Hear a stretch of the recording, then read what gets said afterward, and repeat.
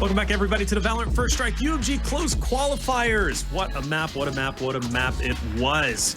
Look, Luminosity Gaming and Immortals going into it. I favored Immortals, although we knew it was going to be very close. And after that first half, I'm like, man, Immortals is doing it. You know, they are really coming in. They're going hard. Shanks is playing very well. Not to mention, too, I mean, you know, Neptune, first and foremost, opened it up wide, right, with that big three-piece to start it off. Then they bought the Phantoms. They invested a lot, but they ended up winning that round, going into round number 3 with the Phantoms. And then round number 4, all of a sudden, you know, LG answers back. But it was that shower presence in the first half that was pretty dominating. And it seemed LG just could not have an answer for it. Simo, break it down for me. Let's start with the first half. It was all Immortals, it seemed, as they were leading 8-4 going into the second. It honestly just felt like both teams couldn't handle each other's pushes. Like LG couldn't really handle the A site push from Immortals, and then on the flip side, Immortals couldn't handle the LG B site hit on their offensive side. But you have to commend how LG tried to play that through, tried to come back, and really it was close. It was darn near close. But of course, that Thrifty round I think was the turning point. If Immortals had not won that one, it would have been a completely different story. I think we might be even still sitting in an overtime right now. But now it's down to Haven, where both teams, I think, have shown that they are relatively hot and cold across the past couple of, 5 to 10 games. 100%, man. Haven is going to be a weird one for me. You know, I was looking at the match history for LG, and it's like, you know, they have some big victories versus, you know, some several talented teams, right? I mean, you know, I look at the top, and, you know, they were able to beat Space Station Gaming, you know, 13-10 on Haven. Equinox, you know, they were able to beat them 13-6. But to Beast Coast. Beast Coast still a very talented team, like without question, right? I mean, a scary team to go against, but they lose 2-13. But then they have a close series versus Mystified called KDA, and they lose 5-13. The point that I'm getting at is LG seems very specifically, they have very narrow victories or they have really severe losses. And I don't know if that worries me or what's going on there. Maybe it's just an off day. Maybe they were just trying something because they just felt comfortable with the series and a team they were going against. But after all, though, I'm just curious if that's going to come into effect. And it's much the same for Immortals on Haven too, but they do seem a little bit more consistent. But at the end of the day, it is LG who picked this map. You know, Doug, we saw a massive comeback, right, on that bind from the boys on LG. That shows a lot of promise that, you know, they can kind of stick it and come in. But Simo did bring up a good point, Doug. You know, it seemed as if both teams just couldn't deal with each other's pushes. How much of an effect do you think that's going to have here going into Haven? Oh, so much more, right? Especially when you think about the 3 sites that Haven offers and how that adds just an extra thing for teams to consider on the defensive side. C does seem to get hit a lot on Haven, but there's just so many different places that you have to put your attention and your focus on to ensure that nothing is happening under your noses. So I think for both squads, I imagine they're going to have a very strong attacking half. But as you mentioned, Reflections, what I'm looking at is what LG are we going to get here on Haven? Are we going to get the team that stomps or the team that gets stopped? And the thing is, you're one map away from getting eliminated, right? Like, you're one map away from your tournament run being over, from First Strike being nothing more than a what could have been. You've got to show up here. You have to. No, you without question you have to, right? I mean, this is the reality of it. When you win map number 1, you can breathe a sigh of relief because you have, first and foremost, the ability to be able to 2-0 and have a quick series. Or more importantly, you know, if worst case scenario, I guess you could say, is go into game number 3 and still stay alive, right? And just kind of chalk it up and then come back to square one. You know, Simo, right before we get into the map, A Proto had, you called him out for very good reason for LG. He had so many pop-off moments where he was just performing well. That 4K, by the way, you know, next to showers just beautiful. Okay, and then he also had moments ahead for the boys of Immortals, though. You know, Neptune, JC Stanley, you know, that first half they played so well, and I think consistently throughout. Super curious to see how that's going to play into effect. I'm actually going to hop off and let you guys discuss as to you know, who's really going to be who we're looking out for. But overall, this is going to be an important map, as you said, Doug. Look, LG, they need to step it up. This has to be their map, and they need to force a game number 3. I'm going to hop off, boys. Take it away for map 2. Thank you, Reflections. Yeah, Timo, I think one of the things that he was kind of highlighting there that I did want to talk about is it really felt like a complete effort from Immortals. It wasn't Shanks who was absolutely popping off and carrying the team. It was JC Stanny who had big moments. It was Neptune who had big moments. It really did feel like a collaborative effort there for Immortals. Yeah, one of the things that I'm going to be super paying attention to, especially since Immortals are starting off on the defensive side, is how the anchors look for Neptune and JC Stanny. Already an opening pick for Shanks. That's definitely a great way to start, but it's a quick rush onto this B site. They've got control, but for how long?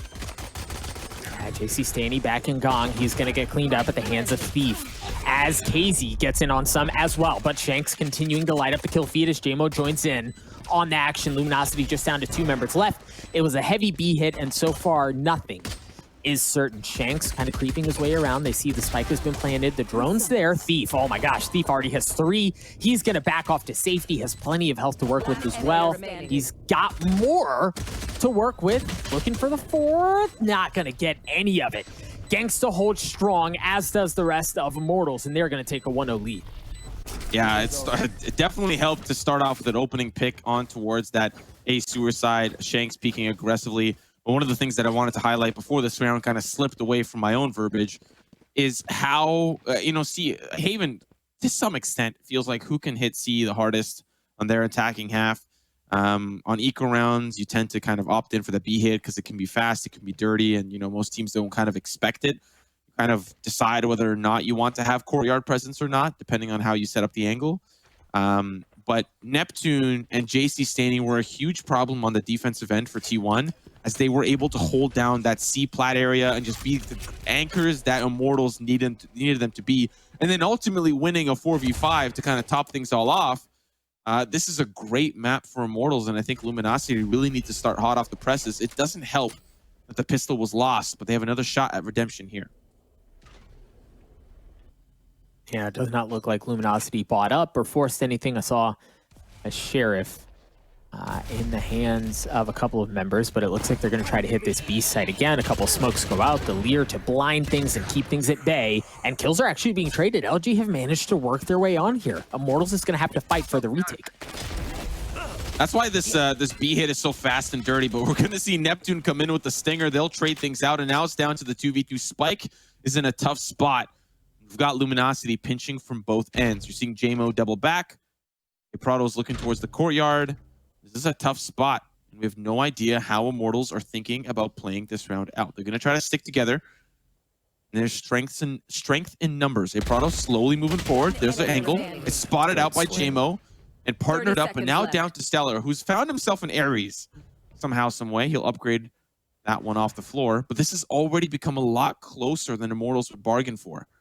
20 seconds left on the clock. Not a lot of time to get that spike planted, and JMO with the swing, and even if he falls there, guess who was right there behind him? It was Neptune. So 2-0 start here for Immortals. Definitely a tough force up here. They'll probably likely look to force up again. But wait, did LG force up that round? I think they did. I wasn't paying too close attention, but I think they did, and it didn't work out. So now they're going to likely bleed another one here too.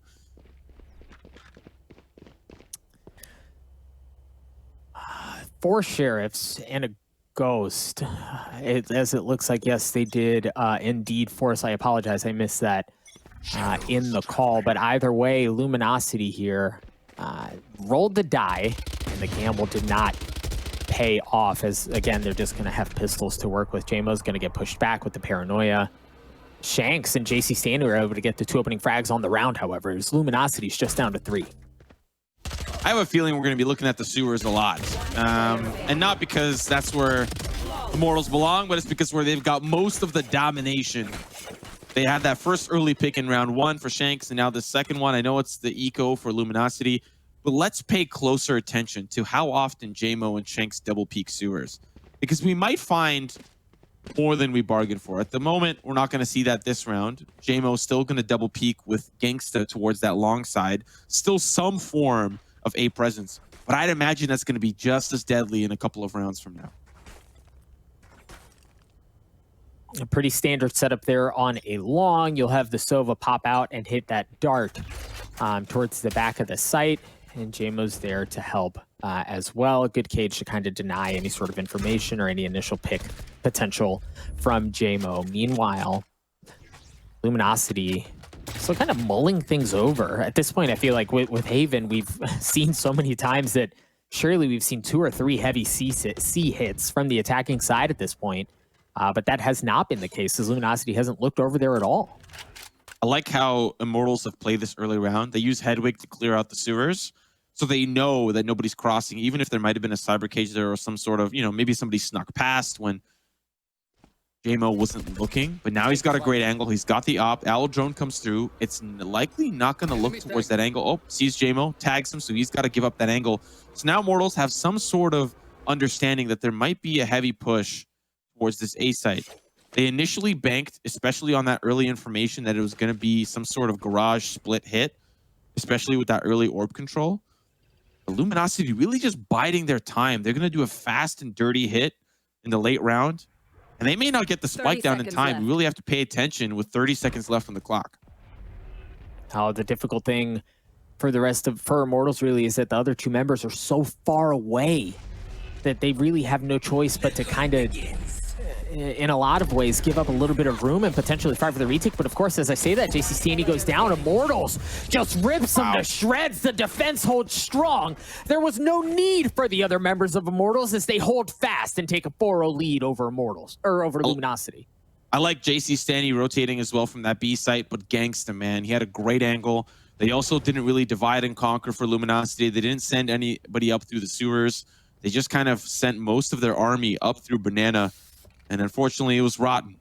Now Immortals, they'll lead by 4. Eco here for Luminosity. Not a great start to this attacking side, which is ultimately where you would want to see the most success on Haven. Ultimately, for the past kind of open and closed qualifier, we've seen this map be a little bit more even 50-50, but teams do tend to prefer the attack. Well, so far Immortals has done just fine on the defending side, and Luminosity are once again left searching for answers. It really just goes against everything that we expected going into this map. We thought the attacking side, because of what we saw on Bind, was going to be stronger for both of these squads, but Immortals have performed very admirably so far on the defense. Luminosity have managed to establish some presence and get some room up around Garage, but Neptune's there. He's able to get a second. KZ kept it interesting, but he eventually drops. Yeah, I'm going to want that weapon. Thank you very much. Wait, where is it? Wait, what? Oh, it drops back here. Now he's got himself an upgrade. 3v4. Neptune holds the garage line temporarily, but the fact that Immortals have committed a lot of their resources over here. Initially, the B site hit was what Luminosity wanted. Oh, will they split through Link? Oh, I love this. It might. Nope, they don't have enough info. That's fair. They don't have enough info. Stellar getting behind Gong. Prado going to play close. And now Immortals are going to do their homework. Hedwig going to clear out the garage. And the rest of the team 4 stacking through that Link choke point. This is going to be a tough push. Let's see how it works out. It is going to be a tough push. Stellar with the paranoia. My gosh, that hit a couple of members, but it doesn't matter. Immortals are able to keep Luminosity at bay. It's just 1 member left. It's Mata. He's got a Sheriff, but he doesn't have a whole lot else to work with. The defuse is surely going to go through here. Yeah, it drops. JMO gets the kill to add insult to injury. Immortals taking a big lead here on the defending side, Simo. Yeah, this is scary. If you're a Luminosity fan like Veli is, you're definitely sweating a couple of buckets. And Luminosity might need those buckets to put out the fire that is currently this 5-0 start for Immortals. It's the gun round for them. An opportunity at redemption once again. Looking at the defensive setup for Immortals. A little bit more presence towards that A site. It's something that I had anticipated. Yep, JMO and Shanks are both there. Both prepared. Luminosity want that orb control to start the round. Let's see if they get an ultimate from it. Or if they just try to start to develop some sort of ultimate. They get the control. And you will use this owl drone to push up onto the C site. JC Stanley and Neptune, you got to hold the line here. Yeah, you hear the Hunter Fury has been used as KZ dashes onto the site. Neptune is out for the rest of the round. Not drops at the hands of Stanny. Now the members of Immortals are starting to arrive onto the site, but they're going to get there a bit too late as the spike is going to go down. We've been waiting for this C hit, and so far things looking good for Luminosity. It's a 2v2 retake. Both Shanks and JMO. I like the smoke towards that garage side. If they find this pick onto Stellar, that means at the flank, though, you got to be careful. Yeah, you put the smoke down. Wait, are you concerned about this player? JMO with the 180. The Tony Hawk Ollie. pop, shove it right in to Luminosity's hands. 6-0 start for Immortals. And JMO gets himself an ult point, 2 away from the Blade Storm. What a start. What a start here. 6-0. When are Luminosity going to finally break through? That C hit wasn't bad. It wasn't bad at all. But like I had said in the beginning, JC, Stanny, and Neptune just are so good at holding down that site.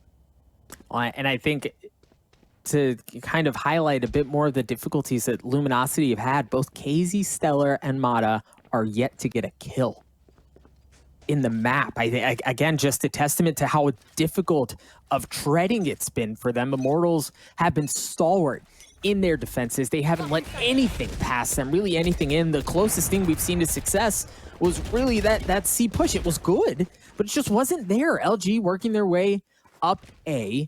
Oh, I love this positioning, but oh, the peak was there. KZ gets on the board, a big kill onto Shanks.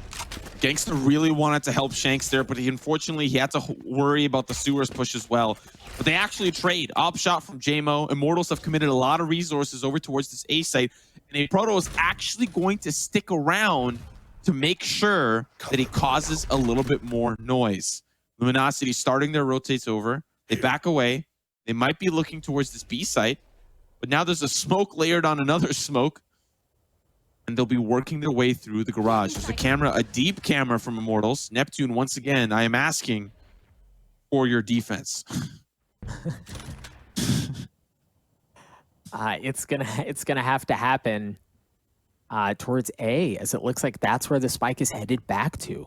JMO's gonna be there with an operator.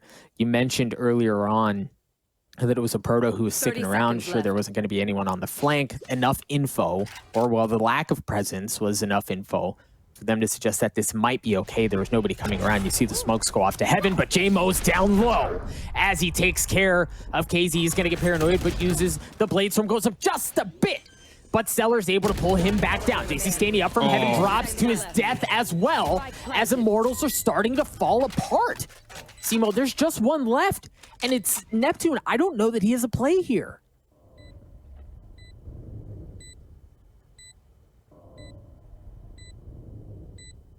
Neptune. I was asking for your defense early on. Now I'm asking for your offense, but it's not to be. Luminosity, stop the bleeding. 6 rounds in. And of course, Immortals have more cash in the bank than they know what to do with. Another operator for JMO. Gangsta had a good angle to stop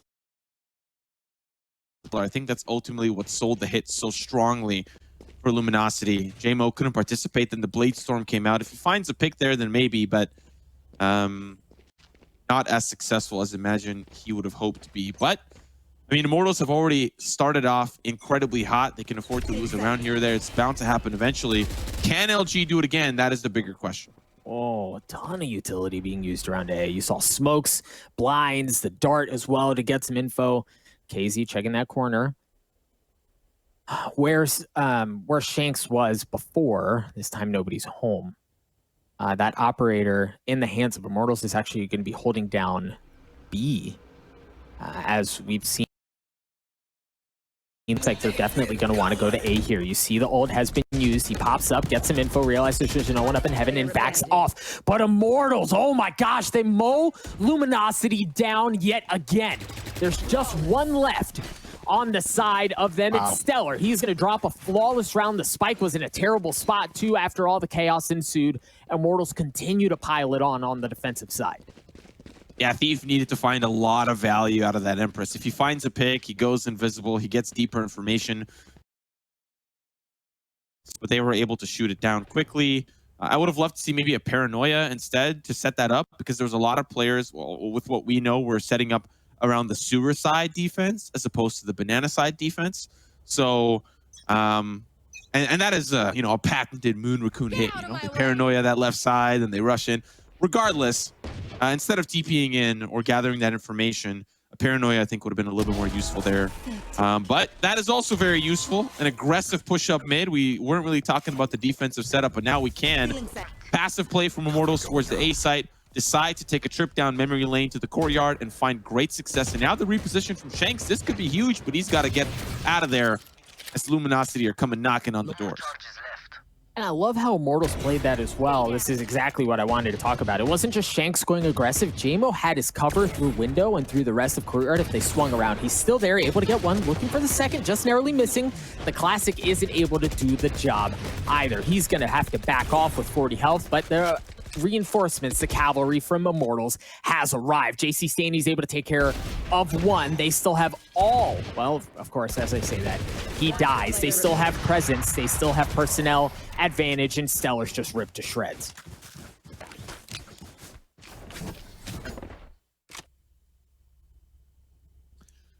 Eight to 1, 3 rounds remaining. That was the eco for Luminosity. This is a turning point for them. This round can decide if they're gonna slam dunk this one 8 to 4. But if I'm gonna be honest with you, Immortals have more than enough economy to carry themselves through for the remaining 3 rounds. Luminosity have to get through 3 gun rounds up against Immortals, because even if they close this one out, there's a lot of loss bonus that'll come in for Immortals as the rounds will continue to lay on. But early looks, we're finally seeing that aggression from Immortals towards that sewer side. Op shot does not connect onto Luminosity, and it's going to be the garage split. They're going to push through. Alodrone spots the tripwire. Once again, Neptune and JC Stanny, can you defend this push in? Yeah, and what I loved about Immortals was they just got the heck out, right? They pushed up sewers, excuse me, weren't able to get anything, and then you started to see them rotate over. They've returned to A since, but I like how they've been moving those 2 players around. It keeps Luminosity on their toes. They don't know what's safe. And if it's not them, it's JC Stanny. This time in Garage, Neptune's there with the sucker punch as well. They've just been impenetrable on the defending side, ladies and gentlemen. The neural theft is going to give away everything as well. All of the information, no element of surprise for Luminosity. Immortals have them exactly where they want them. A great cover there from Neptune and JC Stanny. That's why I had highlighted at the beginning that their defense on the C side is just so great. Communication, the way that they work together. Luminosity just C hit, which to be fair, we haven't seen a lot of the C hit. They always end up at A somehow, some way. Yeah. And now it's going to be the B side this time. Paranoia right side, clearing that a potential angle from JMO. Let's see where they get this spike down. That's the most interesting thing. It's a very interesting spot. They're not going to play for Courtyard. They're going to play for Sight. Let's see if this works out for LG. Yeah, Stellar has taken this back on area a number of different times, but he's just not going to be a factor. My goodness. Immortals can seem to do no wrong. Here, as Luminosity just haven't been able to get anything going on the attacking side. This is one of the most impressive performances I've seen on the defending side in Haven in a very long time. 9 to 1. Scary sight if you're a Luminosity fan. There's a possibility that this one finishes up 11 to 1. And Immortals have just been so good at holding the line, holding the defense. Whatever setup Luminosity throw at them, they defend. Looking at the setup here for Immortals, JMO for the first time in the garage, as JC Stanny will hold the B site. It's going to be a double peek from Shanks and Gangsta, and they'll find a little bit of value as there are members pushing in. Spray through doesn't find much success, but they'll back away and maybe anticipate some sewers play from Luminosity. They were anticipating the sewers play, and you see the drone has been used there to kind of clear that out. If it wraps all the way around, there may be the opportunity to spot. I don't know that they did, but look at Shanks. Shanks is pushing his way into showers, or into sewers. I apologize, but he's got a really good spot here to make something happen. On the flip side, this is a huge kill. If Luminosity are able to get him, they've got some room, but no, Shanks is able to get the best of Thief as that Reyna on Reyna goes in favor of Immortals. Now, in the Cubby 50, the rest of Immortals need to start to rotate over. JMO still holding that C alongside. It could be the fake, but it doesn't feel like Luminosity have ever sold a fake. When they want to hit the A site, they do. Now the members are starting to file in. A Proto's leading. They traded away one after another. A Proto down to the 2v3. Shanks down in hell, and that's exactly where he's going to do some of that damage. JMO swinging from yellow, and Immortals up by 9. What a second map here. I don't really think we were going to anticipate such a dominating performance from Immortals, especially understanding that both teams slightly hot and cold on this map, just based on the prior results. But now look at where we're at. Shank's buying an Odin. It's almost as if he's just like trolling now. Like he doesn't. No, I'm just kidding. Odin, he's probably going to be looking to spray through the garage, through the courtyard window. But nevertheless, look at just how dominant Immortals have been. They can afford to have fun if they want. 10-1, it's crazy. I mean, Luminosity have not found any room to work with, as it seems like Immortals has just been a step ahead of them every single round. This time, Luminosity working their way up middle. And as you were mentioning, the Odin was there, and that's exactly where it was focused. So again, just emphasizing how well Immortals have played this. They've been ahead of Luminosity every step of the way. It looks like they're going to try to commit onto this site, and of course, a couple of members of Luminosity have already dropped. Shanks with the Empress goes in a bit aggressive. He's able to get one member left. They know where he is. Stellar is able to get that, but it's still a 1v4. Wow. This pistol, Switching sides. Luminosity, listen, you gotta have a pep talk. You gotta take a tack pause right here. That's what you gotta do. Luminosity, you have to tack pause here. What is the greasiest pistol strat you have? Give it to us. That's what you need to climb out of this hole that has currently been dug by Immortals for you. 11-1, you lose this. It's your favorite restaurant dish, pasta alla GG, and that's not exactly what Luminosity want to be eating after this one. Immortals, 4 stacked towards the A site. We only have KZ prepared to defend this Immortals line. Will he survive? We're about to find out. And again, KZ and Mata, a combined 1 in 24 on the first half. Just a really brutal performance. There, we'll see if they're able to fare better, excuse me, on the defending side. You see Immortals have already established heavy A control. They work their way up long, they work their way up short. Where the spike is coming, Luminosity are going to have to fight for this retake because Immortals are already there. Have to have a look at that flank. Pay attention to the minimap, folks. We've got Mata coming in from the back. Gangsta will stop the flank. So will JC standing. Oh, there he is. Shot's good. Mata opening up that flank, and Gangsta's been smoked off. So now this is a beautiful retake for Luminosity, but it's going sour. 2v2 down to 1. Shanks pops, locks, and drops it. Immortals at series point. Immortals at map point. Immortals 1 step closer to qualifying for the first strike major. And I was curious to see how LG would play this as far as finances go, right? Like, this is it. I understand they didn't have a ton of work with to begin with, but they're bringing in, I guess, they've got a Stinger, and they're going to bring in a Marshall as well, and some armor across the board. But it's terrifying to think that Immortals is bringing full rifles into this. On the attacking side early on, they got what they wanted, at least in that pistol. The defense from Luminosity has to be perfect just to get to overtime. Perfect is what we have to ask for from Luminosity, but Immortals have been playing nearly perfect on the opposite side. Hedwig used to clear out the push. A Proto with a crispy headshot. He needs a couple more of those with the Sheriff. They've managed to get onto the site. Recon bolt, Mata from the side. Now this is working out. That's answered back up Proto. Okay, down to 1. It's JMO in a 1v3. Has the Phantom in tow. Shot's gonna be good. One more player to the right. Shot's gonna be good onto him. Down to the last player, but KZ keeps Luminosity alive. Jeez, and JMO almost did it, right?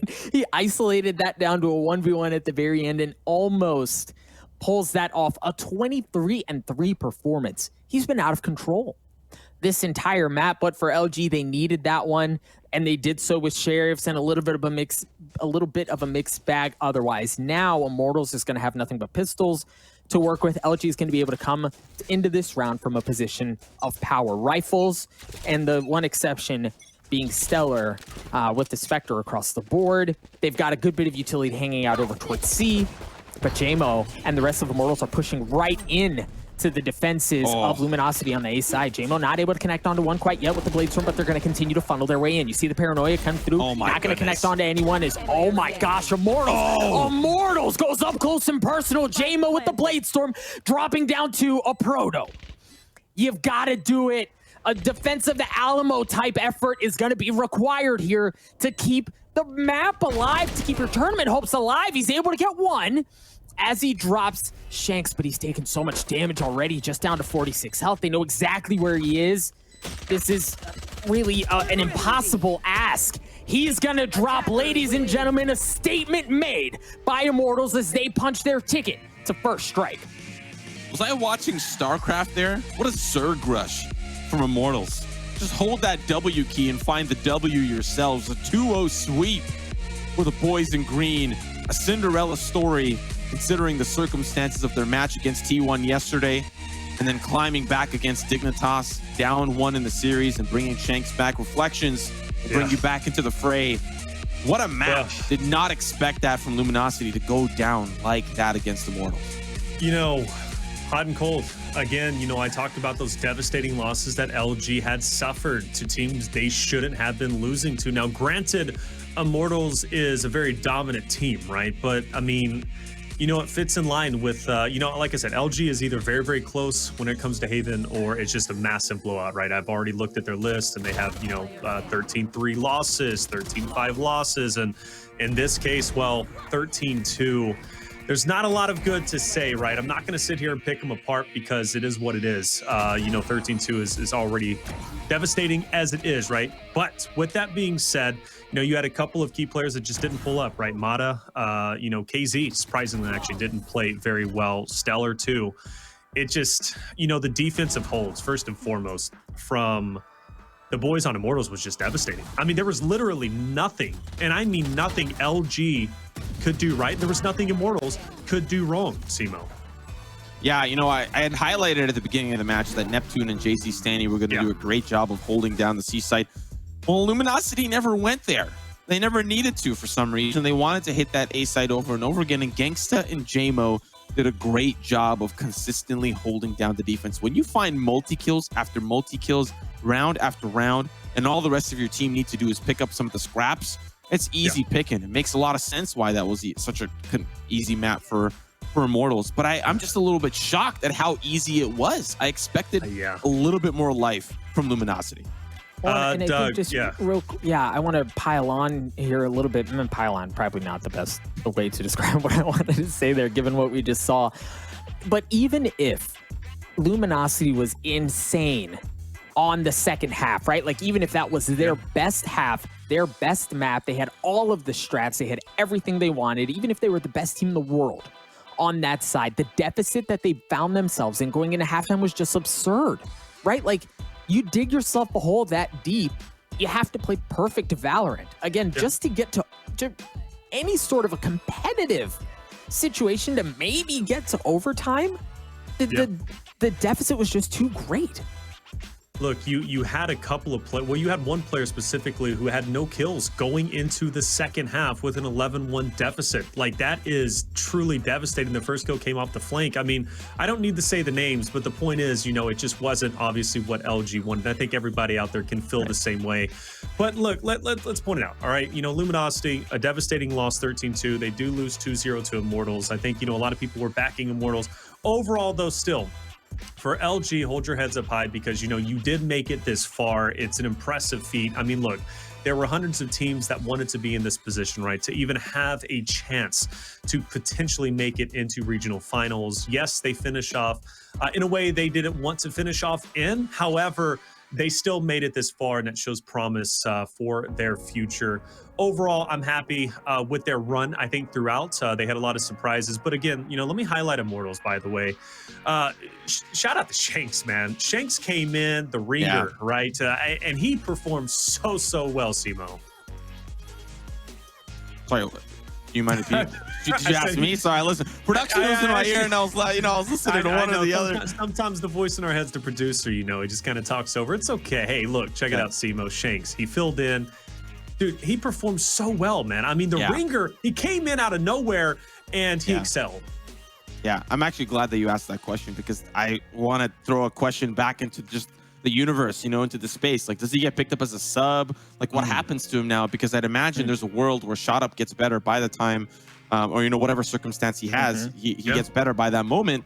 by the 3rd or the 6th of December, like what happens then? How does that, you know, change the team dynamic? Does Shanks even find himself on a new roster? Because he obviously showed up when Immortals needed him to. He could have been like a breach main, and he could have just fallen flat on his face, but he was the duelist. He was exactly what Immortals needed him to do, and boy did he perform. And he worked well with the team. Like the dynamic was great to watch. Yeah, against T1 there's a couple of flubs, but he's a stand-in. What are you going to expect? Like a crazy performance out of him? He performed exactly and light years beyond what he was expected to do. I mean, Doug, look, he filled in. And even like he said, you know, Simo pointed out the T1 match. That went to game 3. It was so incredibly close. It's easy to highlight Shanks, right? But for the other members of Immortals, who really impressed you during this series?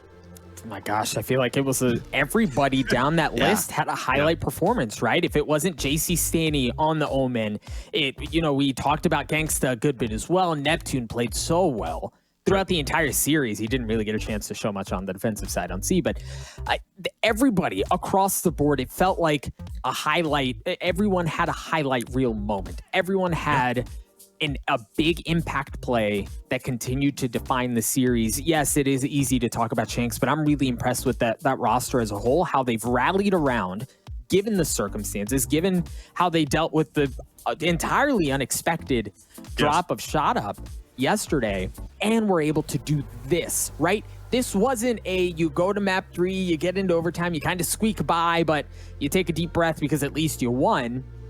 They dominated Luminosity. Yeah. And that's a scary thought, right? To think whoever plays them on Haven is now going to have to deal with this. And hopefully they're doing their VOD review. Again, just to highlight before we go into our champs bracket and take a look at that, you know, JC Stanny, first and foremost, really stepped it up yesterday. We didn't get to watch it on stream. It was being done by, you know, Castaways. You know, obviously GG's them, they did a phenomenal job. But JC Stanny really stepped it up in that match in loser bracket to obviously make it here today. But, you know, even today, Neptune really impressed me. I mean, he was just performing so well anytime that we had an opportunity to watch them. This roster looks scary, and whoever has to play them tomorrow is going to have their hands full. Speaking of which, let's actually look at our champs bracket, which will be tomorrow. Look, it's going to be a fun day given the fact that, you know, a lot of the pressure has been alleviated, right? So tomorrow it's going to come down to just who wants it more, who wants to be in grand finals and take the whole enchilada. So let's start off on top, Immortals versus TSM. I start off with Simo all the time. Doug, I'm going to pass it over to you. Let's talk about this one. Who do you think looks the strongest? Listen, I know chat during the Moon Raccoons match was calling me reformed Simo, and I appreciate that, but I think I got to double back. I got to put the TSM hat back on. TSM have got that one easy peasy lemon squeezy. Should be business as usual for the boys in the black and white. All right, Doug, what about you? What are you thinking about that bottom bracket match? FaZe versus T1. Oh man, that one's going to be spicy. I like T1, though. I think that they have shown throughout really the last 2 tournaments that they can play the game. They play the game very intelligently, right? Like the way they position around the map, the utility usage that they use to cover each other and make calculated, smart plays, right? And then we talk about Spider and the Duelist and whether or not that can add more of a wrinkle. They 2-0'd Cloud9, right? Like, still hasn't really hit me. Yeah. That there are teams like Cloud9, teams like Gen G, who we're not going to be talking about at the beginning of December. I think, again, I say that just to reinforce how strong I think T1 is here. FaZe are really freaking good as well. But if I had to lean, at least early on, without giving full predictions, I'm leaning towards T1 there. And again, you know, just to shout out the teams that you just said, I'll give the full rundown. Obviously, you know, LG, you know, Moon Raccoons, Gen G, Cloud9 Blue, teams that, you know, did such a heroic effort whenever it came to trying to make it into the regional finals. They do fall short. However, they gave it a valiant effort. And again, they are still some of the best teams in the world that you have to be looking out for, and their future is still looking bright. I can't wait to see who picks up Moon Raccoons, because honestly, any org would be a fool not to pick them up at this point in time. Oh, yeah. They just have such a promising future. Simo, I know if you had the bankroll, you would pick them up and start representing them Have no Easy. idea if you would even rebrand them because you're such a huge fan of the Moon Raccoon, just logo as well as just the branding in general. Hey, let's look at our schedule before we get out of here. That's going to be taking place tomorrow. We're going to be starting off with T1 versus FaZe. We'll then transfer into TSM versus Immortals. And of course, the winners will move down into grand finals for match number 3 to finish off the Valorant First Strike UMG Close Qualifiers. Boys, it's been an exciting day. Again, a lot of hearts were broken, but a lot of hearts were made as, these teams who did make it through, did a good job. Immortals, TSM, FaZe, as well as T1. Before we get out of here, I'm going to let you guys put in your last and final words. Simo, what do you got to say? Listen, I know that there's going to be a lot of pro players probably memeing about tomorrow, NA seeding, whatever, KEKW, but I think tomorrow is just a good opportunity for teams to let loose, try out new strats if they want to. Kind of push through. It's kind of like I don't want to call it a glorified scrim, but there's just an opportunity for teams to just try out new things because they've qualified. They can celebrate to a certain extent and kind of let their hair down to a certain degree. So I'm just expecting some fun matches tomorrow. FaZe Clan are a fun team to watch. TSM are a fun team to watch, and I expect both series to just be an absolute treat for fans alike to digest. And Doug, what about you? How you feeling? What are your final words? I think a lot of, I know I alluded to this earlier, there are a lot of really good teams that did not make it today, and that's insane to think about. But as I mentioned earlier in the broadcast, I think I touched on this a bit yesterday, this is the beauty of an open style event like this. For the vast majority of the Valorant life cycle, we've been talking about invitationals and which teams are going to get in. And after early performances, we kind of started ranking out who some of the best teams are. And while by and large, that has been true, right? The beautiful nature about an open event like this is that it allows upsets. It allows things like what we've seen today. And the thing is, there's no room for lackadaisical play there. You've got to be at your best because there are hundreds of teams that are gunning for your spot. So while, we can have conversations about what teams are missing, I firmly believe that given the last month, we've got the best 8 teams in North America that are going to be playing in December, and I could not be more excited. Without question, right? It's been the gauntlet. Hey, these teams have been going through it. They've been playing every team out there who's been aspiring to make it there. And for those 8 teams that do make it, or at least have made it, already, check it out. It is going to be a powerful, powerful event. Look, all good things must come to an end, at least for today it does. It was a great day having all of you guys out there, whatever platform you're on. Please hit that follow button wherever you're watching, even if you're watching some of those co-streams. Hey, give support and love to those people out there who are supporting the Valorant scene. But when it comes down to all the talent as well as production, of course, Vancillion Bach just a little bit earlier here, Esports Doug Simo, myself, Taylor Reflections Noble, our production team, and you out there in the chat. We loved having you, and I cannot wait to see you once again tomorrow for the Valorant First Strike UMG Close Qualifiers Championship Bracket. It's going to be a lot of fun. We'll see you then.